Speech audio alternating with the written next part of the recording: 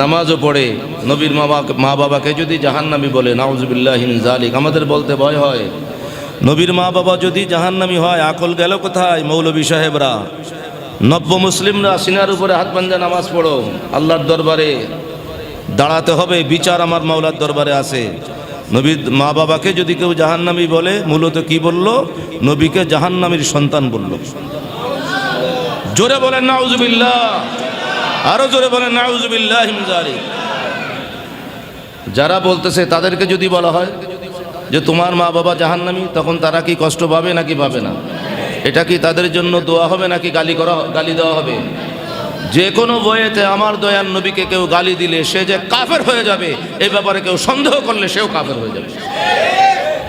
ফতোয়া না জানলে বললেন, আমি জানি না মাইকওয়ালা মসজিদে কোনো কামিল টাটিল মাদ্রাসার যারা ছাত্রদেরকে হাদিস পড়ান, সিহাসিস্তার হাদিস, কেউ এখানে বসছেন কিনা আমি জানি না। এ কথা বলার উদ্দেশ্য, যারা উল্টা দিকে চলতেছেন, অনেকে বলে হুজুর তো বেদাতি কথা বলে যায় খালি। আল্লাহর রাস্তে বলবো, আপনাদের সামনে কথা বলতেছি স্বাভাবিকভাবে, যা বলতেছি এগুলো বলার আগে সপ্তাহে বাকি যে কয়েকদিন আমাদের ক্লাস কার্যক্রম চলে, এখন 5 দিন চলে আর কি, এরপরে এক্সট্রা ক্লাসও নিয়ে থাকি হাদিসের কিতাব। সেখানে কামিল টাইটেল ক্লাসের ছাত্রদের সামনে দরস দিতে হয় সিহাসিত্তার কিতাব। কামিল ইফতা যেই ক্লাসে পড়ে মুফতি হয়, তাদেরকে ফিকার ওই মুফতি বানানো কিতাব পড়াইতে হয়। তো আমাদের কাছে এলেম নাই, চাকরি যেহেতু করি, চাকরি টিকায় রাখার কারণে হলো ছাত্রদের সামনে হাজির হতে হয়, বাধ্য হতে হয় কিতাব পড়ার জন্য। কথা বলেন ঠিক কিনা? বাধ্য হয়ে হলো কিতাব পড়ি। তো কথাগুলো যা বলতেছি এগুলো আকাশ থেকে বাতাস থেকে এনে বলি না, প্রত্যেকটা কথার রেফারেন্স রয়েছে। পড়েন না আলহামদুলিল্লাহ। গত জুমায় বলেছিলাম, আমাদের নবীকে আল্লাহ আজ্জা ওয়া জাল্লা যাদের মাধ্যমে ট্রান্সফার করে এনেছেন, পৃথিবীর জমিনে পাঠিয়েছেন, আল্লাহর নবী রহমাতুল লিল আলামিনকে আল্লাহ তাআলা বলেছেন ওয়া তাকাল্লুবাকা ফিস সাজিদিন। আল্লাহ তাআলা নিজেই বলেছেন, হাবিব আপনার পরিবর্তন, আপনার ট্রান্সফার যেটা হয়েছে আদম সফিউল্লাহ আলাইহিস সালাম থেকে শুরু করে একে একে আব্দুল্লাহ রাদিয়াল্লাহু তাআলা আনহু পর্যন্ত, আল্লাহ তাআলার ফরমান হলো এরা কোনো জামানার কোনো কাফের ছিল না, মুশরিক ছিল না, এরা সব জামানায় আল্লাহ তাআলার দরবারে সেজদাকারী ছিল। বললা সুবহানাল্লাহি আল্লাহু আকবার। আচ্ছা, ইমাম ফখরুদ্দিন রাজি রাদিয়াল্লাহু তাআলা আনহু, যাকে শুধু মুসলমানরা, যাকে পৃথিবীর জমিনে ইহুদি নাসারার পণ্ডিত যারা, তারা পর্যন্ত পৃথিবীর মধ্যে সর্বশ্রেষ্ঠ পণ্ডিতদের একজন, যে কয়জন ছিলেন তাদের মধ্যে একজন গণ্য করেন ইমাম ফখরুদ্দিন রাজি রাদিয়াল্লাহু তাআলা আনহু। তিনি এ ব্যাপারে ফয়সালা দিচ্ছেন। ওয়াকাল আল ইমাম ফখরুদ্দিন আর রাজিয়্যু ইন্না জামিআ আবাই মুহাম্মাদিন, পড়েন সাল্লাল্লাহু আলাইহি ওয়া সাল্লাম, কানু মুসলিমিনা, পড়েন না সুবহানাল্লাহ। ومما يدل على ذلك قوله صلى الله عليه وسلم لم أزل أنقل من أصلاب الطاهرين إلى أرحام الطاهرات وقد قال تعالى إنما المشركون نجس. قلنا سبحان الله الله. ইমাম ফখরুদ্দিন রাজি রাদিয়াল্লাহু তাআলা আনহু তিনি বলতেছেন, পৃথিবীর মোল্লা মৌলবীরা দিন ইসলামে যারা ফিতনা সৃষ্টি করে, না বুঝে যদি করে থাকে, এমন যদি কেউ থাকে, আপনাদের আপনজন থাকে, আল্লাহর রাস্তায় জানাই দিয়েন, এখনকার জামানার মোল্লা মৌলবীরা ইমাম ফখরুদ্দিন রাজি রাদিয়াল্লাহু তাআলা আনহুর সামনে দাঁড়াতে পারবে নাকি?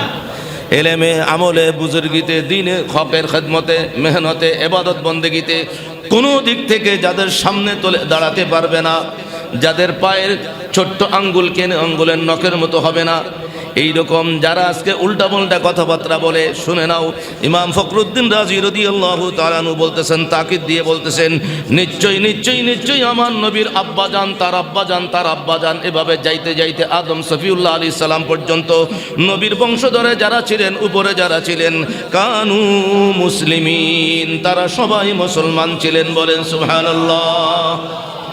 এই জায়গায় ঈসা রুহুল্লাহ আলাইহিস সালাম চলে যাওয়ার পরে আমাদের নবীর বিআসাত, নবীজির ডিক্লারেশন, নবুয়ত ডিক্লারেশনের মাঝখানে যে শত শত বছর গ্যাপ ছিল, সেই সময় ইমানদার কারা?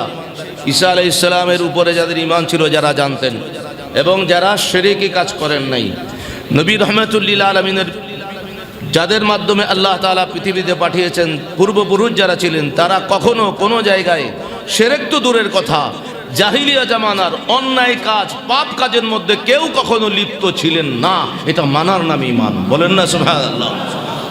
আমি এত জোর করে বলতেছি, আমার বাপের থেকে শিখে না। ইমাম ফখরুদ্দিন রাজি রাদিয়াল্লাহু তাআলা আনহু কি বলতেছে একটু সামনে আসেন। আরও পৃথিবী বিখ্যাত কিতাবের মধ্যে তো রয়েছে। কোরআনে কারিমে আল্লাহ তাআলা বলেছেন, আল্লাহর নবীর নবুয়তি জুবানে নিজের বংশধরের কথা কিভাবে নবী আসছেন নিজে বলেছেন।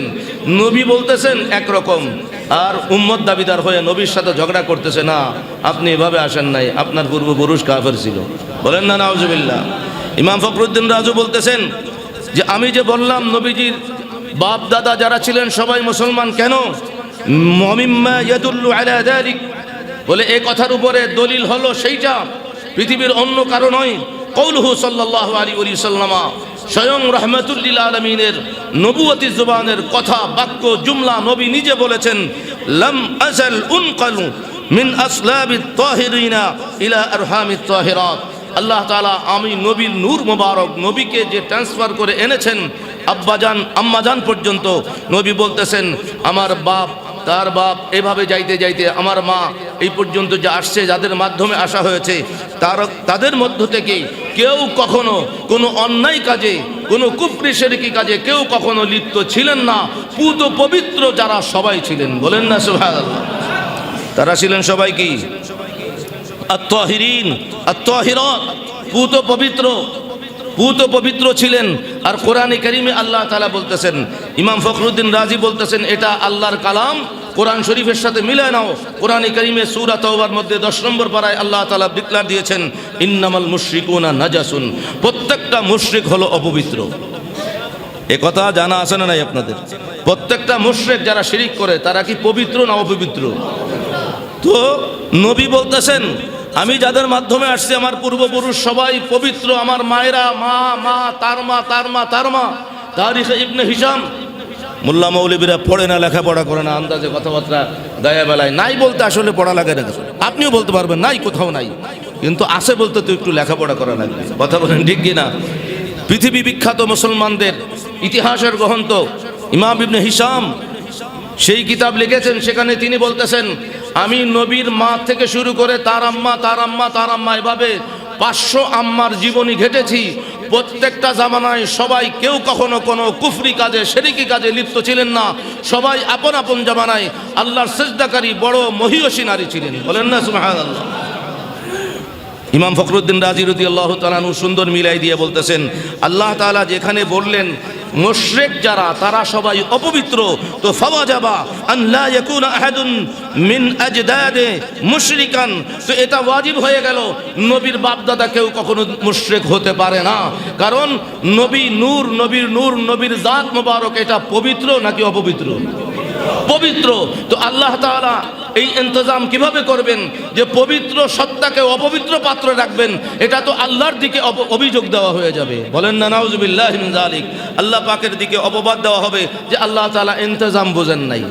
যারা বলতেছে আজকে তারা ইন্তজাম বুঝে, আল্লাহ তাআলা বোধহয় বুঝেন নাই। বলেন না নাউজুবিল্লাহি মিন যালিক। আমি গত জুমায় বলেছিলাম, মনে আছে কিনা, আমাদের ঘরে অপবিত্র কিছু পাত্র থাকলে এই অপবিত্র পাত্রের মধ্যে পবিত্র দুধের মেশাল দিয়েছিলাম একটা। পানির যদি বলেন, আপনি কুকুরকে পান করান, একটা পাত্র আছে, বিড়াল খায়, সেটার মধ্যেও তো খাবে না। গরুর গোয়াল ঘরের ভিতরে গরুর গোবর এগুলো পরিষ্কার করার একটা বালতি থাকে, আবার গরুর দুধ দহনের একটা বালতি থাকে। দুইটা কি একটাই নাকি? যেটার মধ্যে গরুর গোবর পরিষ্কার করা হয় সেটার মধ্যেই কি দুধ নেবে কেউ? কারণ গরুর গোবর এটা অপবিত্র পাত্রের দুধটা পবিত্র। এটা সাধারণ মানুষের ইন্তজাম, কমন সেন্স যদি এটা থাকে।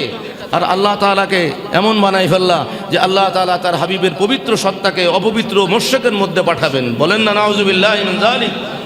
এভাবে তিনি বলেছেন যে ওয়ালাকাদ আহসানাল হাফিজু শামসুদ্দিন ইবনু নাসির দামেশকি হাইসু ক্বালা, তিনি এরপরে আরেকজন ইমামের উদ্ধৃতি দিয়ে বলে দিয়েছেন এই জায়গায় যে আল্লাহর নবী রাহমাতুল লিল আলামিনের পূর্বপুরুষ যারা ছিলেন তারা সবাই মুসলমান ছিলেন, কেউ কখনো কোনো জামানায় জাহিলিয়া কুফরি শিরকি কাজে লিপ্ত ছিলেন না। পড়েন না সুবহানাল্লাহি, আল্লাহু আকবার।